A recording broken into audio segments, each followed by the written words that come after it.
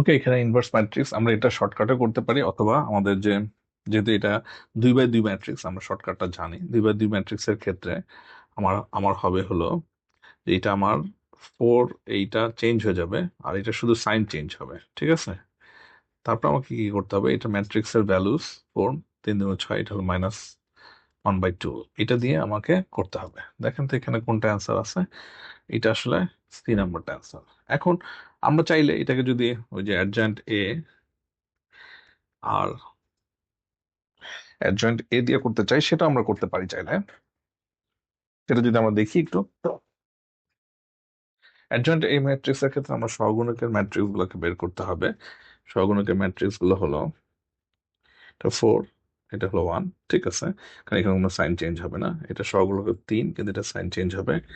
এটা সহগুণক হলো 2, কিন্তু এটা সাইন চেঞ্জ কারণ পজিশনের কারণে, রাইট?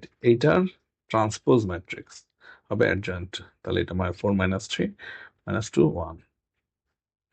তাহলে আমাদের এ ইনভার্স সমান কি? Adjoint A matrix divided by A এর ডিটারমিনেশন। এখান থেকে আমরা পাই -1 2 4 - 3 - 2 1। ওকে, আমাদের অ্যান্সার কারেক্ট।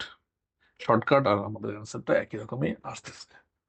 ওকে, না আমরা যদি আরেকটা ম্যাট্রিক্স সিমিলার জিনিসই, তাহলে আমরা কি হবে, যে আমাদের এই মুখ্য ইয়াটার চেঞ্জ হয়ে যাবে পজিশন, আর এটা সাইন চেঞ্জ হবে। তাহলে আমরা এটা পাচ্ছি, তার সাথে ভ্যালুস 6×2 = 12, +3×5 = 15, 1/27, 1/27, 6 - 3 5 2 6, মানে এটা আমাদের বি আনসার।